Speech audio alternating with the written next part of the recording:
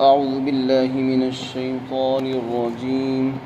بسم الله الرحمن الرحيم يا نساء النبي من يأت منكن بفاحشة مبينة يضاعف لها العذاب ضعفين وكان ذلك على الله يسيرا ومن يقنت منكن لله ورسوله وتعمل صالحا نؤتها أجرها مرتين وأعتدنا لها رزقا كريما يا نساء النبي لستن كأحد من النساء إن اتقيتن فلا تخضعن بالقول فيطمع الذي في قلبه مرض وقلن قولا معروفا۔ اے نبی کی بیویوں، تم میں سے جو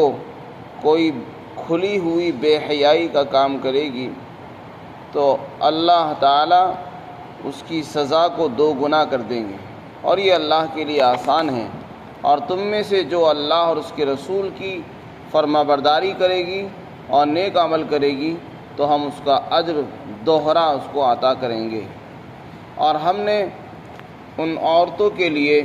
عزت کا رزق تیار کیا ہے۔ اے نبی کی گھر کی عورتوں، تم اور عورتوں کی طرح نہیں ہو۔ اگر تم تقوی اختیار کرتی ہو تو پھر نزاکت کے ساتھ بات مت کرو، ورنہ اس آدمی کو تمہارے اندر طمع ہونے لگے گی جس کے دل میں نفاق کا مرض ہے، اور تم اچھی بات کرو۔ اس سے پہلی آیت میں اللہ رب العزت نے اللہ کے رسول صلی اللہ علیہ وسلم کو ان کے ازواج کے متعلق نصیحتیں بیان فرمائی تھی کہ آپ اپنی ازواج سے اختیار کا معاملہ فرمائیں۔ اگر وہ دنیا چاہتی ہے تو ان کو دنیا کے لیے چھوڑ دیا جائے، اور اگر وہ نبی کے نکاح میں رہنا چاہتی ہو تو ان سے کہہ دیا جائے کہ وہ صبر کریں اور شکر سے کام لیں۔ چنانچہ ازواج مطہرات نے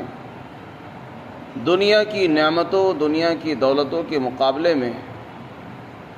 نبی کی زوجیت کو پسند فرمایا، اور دنیا کی چمک اور دمک اور سج دھج کر رہنے کو قربان کر دیا، صرف اس بنیاد پر کہ اللہ اور اس کے رسول اس بات کو پسند نہیں کرتے۔ چنانچہ انہوں نے نبی کے نکاح میں رہنا پسند فرمایا،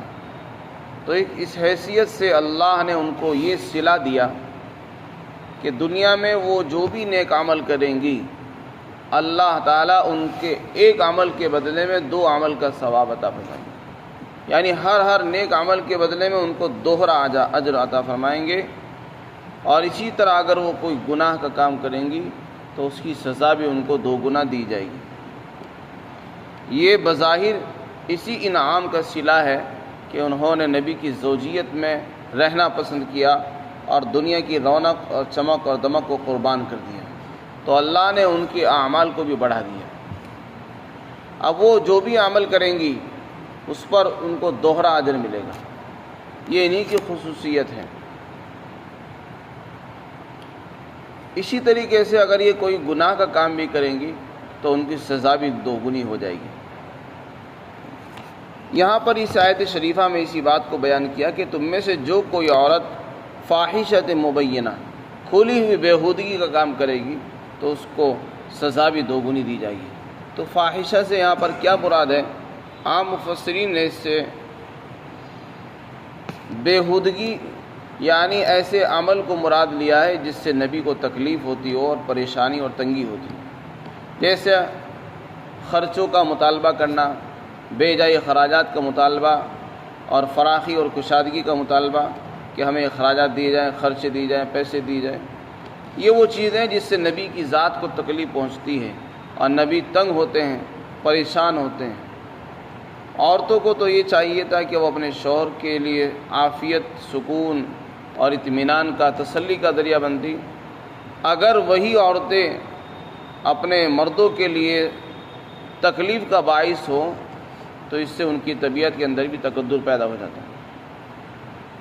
تو نبی پاک صلی اللہ علیہ وسلم کو تکلیف دینا تو حرام ہے۔ اگر وہی تکلیف گھر کے لوگوں سے پہنچے گی تو وہ زیادہ سخت ہوتی ہے۔ اس لیے فرما دیا کہ اگر یہ کوئی بے حیائی کا کام کریں گی، بے حیائی سے مراد بیجا مطالبات کریں گی، تو اس سے نبی کو تکلیف ہوگی، اور تکلیف کی وجہ سے ان کی سزا بھی ڈبل کر دی گئی کہ اگر یہ ایسا کام کریں گی تو ان کو سزا بھی دوہری دی جائے گی۔ اس لیے کہ جو آدمی جتنے اونچے گھرانے کا، اونچے درجے کا ہوتا ہے، اس کا ثواب بھی اتنا ہی اونچا ہوتا ہے، پکڑ بھی اتنی سخت ہوتی ہے۔ ایک عام آدمی کوئی کام کرے تو اس پر کوئی پکڑ نہیں ہوتی، اور وہی کام کوئی عالم، کوئی بڑا بزرگ کر لے تو اس پر مواخذہ ہوتا ہے، پکڑ بھی ہو جاتی ہے، عتاب بھی ہوتا ہے۔ چنانچہ بہت سے کام وہ ہے جو انبیاء علیہ السلام نے کیے، اللہ کی طرف سے عتاب ہو گیا، اور وہی کام عام انسان بھی کرتا ہے، کوئی پکڑ نہیں ہوتی۔ تو جو لوگ درجات کے اعتبار سے بلند مقام رکھتے ہیں تو ان کی پکڑ بھی جلدی ہوتی ہے۔ یہ ازواج مطہرات چونکہ نبی کے سید الاولین والآخرین کے گھر کی بیویاں ہیں اور عام انسانوں کی طرح نہیں ہیں۔ قرآن نے خود کہہ دیا کہ اے بیویوں، تم عام عورتوں کی طرح نہیں ہو، تمہارا مقام، مرتبہ اور دنیا کی عورتوں سے بہت بلند اور اونچا ہے، لہذا تمہارے ہر عمل اور تمہارا ہر قول، تمہاری ہر بات شریعت کے مطابق ہونی چاہیے۔ اگر ذرا سا کوئی خلاف شریعت کوئی کام کرو گی تو اس کی سزا بھی ڈبل ہوگی، اور نیک عمل کرو گی تو اس کا ثواب بھی دوگنا ہوگا۔ اسی کو فرمایا اے نبی کی بیویوں، تم میں سے جو کوئی کھلی ہوئی بےہودگی کا کام کرے گی تو اس کی سزا اس کو دوگنی دی جائے گی۔ فاحشہ کے ایک معنی لکھے ہیں معصیت اور گناہ کے، اور مطلب یہ ہے، یہ آیت کریمہ علی سبیل الفرض بیان کی گئی ہے، یعنی یہ کہا گیا ہے کہ اے عورتوں، اگر تم سے فرض کر لو کوئی گناہ ہو جائے تو پھر اس کی سزا بھی ڈبل ہوگی۔ ویسے تو ان سے امید نہیں ہے گناہ کی کہ وہ گناہ کریں نبی کی زوجیت میں رہتے ہوئے، لیکن اگر کبھی ایسا ہوگا تو اس کی سزا بھی دوہری دی جائے گی، اور یہ اللہ کے لیے آسان ہے۔ اسی طرح دوسری آیت شریفہ میں فرمایا کہ تم میں سے جو اللہ اور اس کے رسول کی اطاعت کرے گی اور نیک اعمال میں لگے گی تو اس کا اجر بھی اس کو دوہرا دیا جائے گا۔ یہ دوہرا دینے کی جو بات ہے، یہ ازواج مطہرات ہی کے ساتھ مخصوص نہیں ہے، یہ عام امت کے لحاظ سے ان کی خصوصیت ہے، ورنہ اللہ تعالیٰ نے، اللہ کے رسول صلی اللہ علیہ وسلم نے چند ایسے لوگوں کا ذکر فرمایا کہ جن کو دوہرا اجر ملتا ہے، جس میں سے اہل کتاب بھی ہیں، کہ وہ اہل کتاب جو پہلے تورات اور انجیل پر ایمان رکھتے تھے اور اب قرآن کریم پر ایمان لائے اور نبی پاک صلی اللہ علیہ وسلم پر ایمان لے آئے، ایسے لوگوں کو بھی دوہرا اجر ملتا ہے۔ اس کے بعد والی آیت میں اللہ تعالیٰ نے انبیاء آپ صلی اللہ علیہ وسلم کی ازواج کی خصوصیت بیان کی ہے، اور یہ بتایا کہ یہ آپ کے گھرانے کی جو بیویاں اور عورتیں ہیں، ان کا مقام بہت اونچا ہے۔ کیوں ہے؟ اس لیے کہ یہ نبی کے نکاح میں ہے، کسی عام انسان کے نکاح میں نہیں ہے۔ تو آدمی کے نکاح میں، اونچے آدمی کے نکاح میں ہونے سے آدمی بھی اونچا اور بلند ہو جاتا ہے۔ تو جو عورت نبی کے نکاح میں زوجیت میں آئے گی تو اس کا مقام بھی اونچا ہو جاتا ہے۔ تو یہ فرمایا اے عورتوں، تم اپنے مقام کو پہچانو، عام عورتوں کی طرح اپنے وقار کو ضائع مت کرنا، بلکہ اپنی عزت، اپنے وقار کو برقرار رکھنا یہ تمہاری ذمہ داری ہے۔ اس میں ان کو احساس دلایا جا رہا ہے کہ تمہارا ہر عمل بہت سوچ سمجھ کر ہونا چاہیے، ہر قدم تم سوچ سمجھ کر بہت احتیاط کے ساتھ اٹھاؤ، بہت محتاط رہنے کی ضرورت ہے۔ جیسے جو لوگ بڑے ہوتے ہیں وہ ہر قدم پھونک پھونک کر رکھتے ہیں، بڑی احتیاط سے رکھتے ہیں، کوئی بھی کام کرتے ہیں تو پہلے مشورہ کرتے ہیں، اسی طرح نبی کی بیویوں کو نصیحت کی جا رہی ہے کہ تمہارا ہر قدم، ہر عمل بڑی احتیاط کے ساتھ ہونا چاہیے۔ عام عورتوں کی طرح تم اپنے آپ کو مت سمجھو کہ جہاں چاہے چلی گئی، جہاں چاہے بیٹھ گئی، جہاں چاہے جو چاہے کام کر لیا اور جہاں چاہے کھا لیا اور جس کے ساتھ چاہے چلے گئے۔ یہ عام عورتوں کی طرح تمہارا مقام نہیں ہے۔ پھر آگے فرمایا کہ اگر تم تقوی اختیار کرو گی، وہ تو متقی تھے ہی، آگے فرمایا تمہیں آگے بھی تقوی اختیار کرنا ہے، ساتھ ساتھ یہ بھی بتا دیا کہ تقوی کے اندر یہ بھی داخل ہے کہ جب کسی غیر محرم سے گفتگو کی ضرورت پیش آ جائے تو پھر اپنی کلام کے اندر بات چیت میں نزاکت نہ ہونی چاہیے۔ بعض مرتبہ عورتوں کو غیر محرم مردوں سے بات چیت کی ضرورت پیش آ جاتی ہے تو اس کی اجازت ہے، لیکن غیر محرم سے پردہ بھی ہے۔ لیکن اگر مجبوری ایسی پیش آ جائے کہ عورت کو نامحرم مردوں سے بات کی ضرورت پیش آ جائے تو اس کی اجازت ہے۔ اس میں ساتھ ساتھ یہ بھی ادب بیان کیا گیا کہ اگر کسی غیر محرم مرد سے بات کی ضرورت پیش آ رہی ہے تو عورت ایسا انداز اختیار کرے کہ جس سے سامنے والے کے دل میں میلان پیدا نہ ہو اور اس کے جذبات متحرک نہ ہوں، نہ آواز بہت پست رکھے، نہ آواز کے اندر نرمی ہو، نہ آواز کے اندر درازی ہو، اور نہ ہی آواز کے اندر لطافت اور نزاکت ہو، بلکہ بالکل روکھا سوکھا انداز ہو، بالکل ہلکا پھلکا روکھا سوکھا انداز ہو کہ جس سے سامنے والے کو کچھ میلان، کچھ کشش محسوس نہ ہو۔ اگر ایسا نہیں ہوگا تو پھر جو آدمی بات کرنے والا ہے ہو سکتا ہے اس کے دل میں میلان ہو اور خواہشات کا مرض ہو، نفاق کا مرض ہو، اور وہ تمہارے ساتھ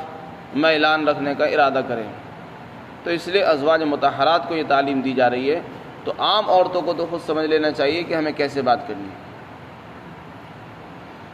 جب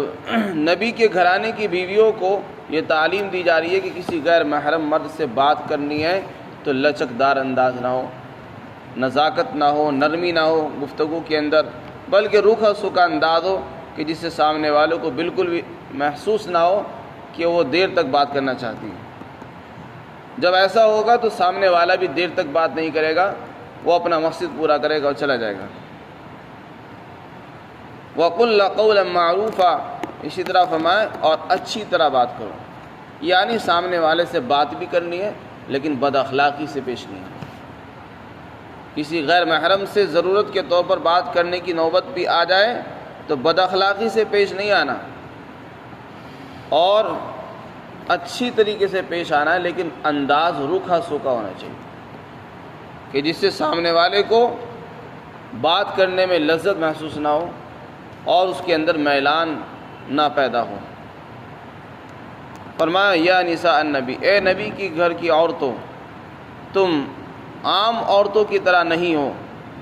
اگر تم تقوی اختیار کرو گی، بچو گی، تو جب بات کرو تو نزاکت مت اختیار کرو،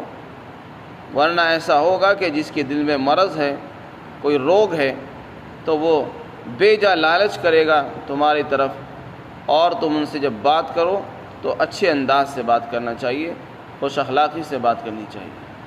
یہ بھی در حقیقت پردے کا ہی ایک حکم ہے کہ پردے میں رہتے ہوئے اگر کسی غیر محرم سے بات کی ضرورت پیش آ جائے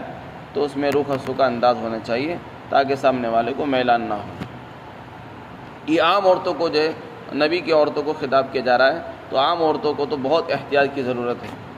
اللہ تعالی ہم سب کو عمل کی توفیق عطا فرمائے۔